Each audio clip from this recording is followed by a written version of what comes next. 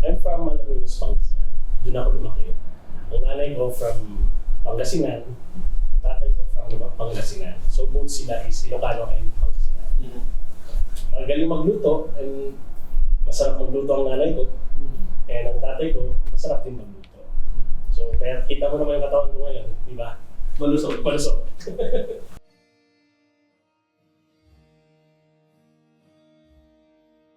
Pangarap ko talaga magpiloto.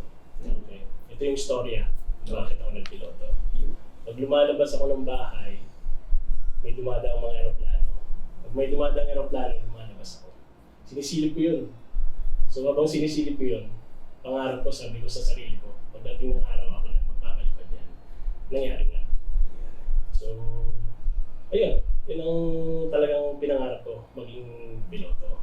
Pero marami ding obstacles nung ako nagpipiloto ko. Kasi syempre, unang-una money. Hindi naman kami mayaman. Hindi naman kami, alam mo yun, blessed na syempre pagpipiloto mahal, di ba? Pero sabi ko na lang, kakayanin ko. Kaya, yun, yung piloto ko.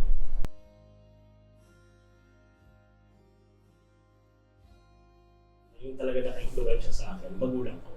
Especially my mom. Kasi nanay ko kasi, fighter yan eh. Lagi sinasabi ng nanay ko na, paano mo malalaman kung hindi mo susubukan? So, ayun.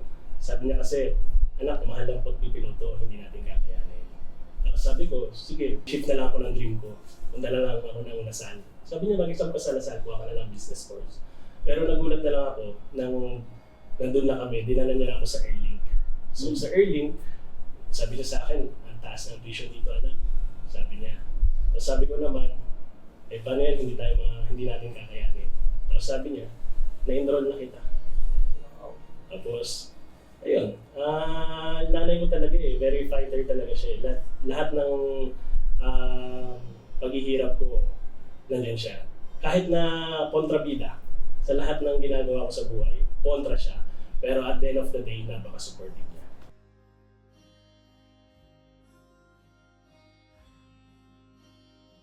Actually, yun yung character talaga ng mama ko, which is yung pagluto. Nanay ko hindi yan pala simba. Hindi yan nagsisimba. Hindi yan pumupunta sa simbahan. Pero makikita mo, nasa mga orphans yan. Nasa mga sister of the poor. Nasa mga monks nandun. So, monthly tumutulong siya doon. Nagbibigay. At the same time, alam mo, pag umuwi ako tuwing fiesta sa Pangasinan, Alaminos, that is March, di ba? So, nagulat na lang ako minsan. May mga kasama siya mga bata. Tapos, meron na naman, at that time, kasama niya nga mga badyaw. Pinapaliguan niya. Tapos, kasama niya ng piperya. Tapos, tulong siya ng tulong. So, yun ang... Kaya ako until now, yun talagang ginagawa ko. Ginaya ko mama ko. Nakakalam na ito. Pero, I used to celebrate my birthday sa orphans. Wow. Ever since na nagtrabaho ako. Wala nakakalam. Hindi ko pinopost yun.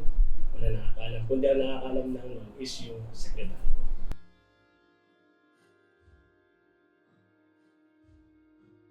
Marami akong hinarap na problema, obstacles, challenges sa pagpipiloto. Simula pa lang nung mag-start ako magpiloto. First is financial.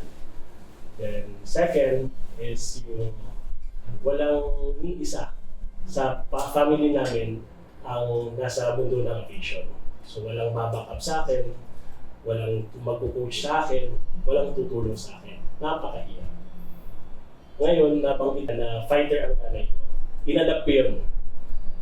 Inadapt ko yun dahil nakakahiya naman sa nanay ko na fighter siya, ako hindi. Pinaglaban niya yung pangarap niya na maging piloto ko, ako naman hindi ko kaya. Siyempre nakakaya naman. So inisip ko, kung kaya nila, kaya ko rin. Kaya ang naging puhunan ko, ang utak ko, dalawang kamay ko, at dalawang ako. Ako si Captain Glenn Tugade Rabadon mula sa aviation sector, isang nominee dito sa Action Dapat Party List.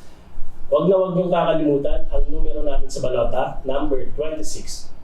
Ang pinaglalaban namin dito ay matinong gobyerno tungo sa komportableng pamumuhay ng bawat ordinaryong Pilipino. Aksyon dapat.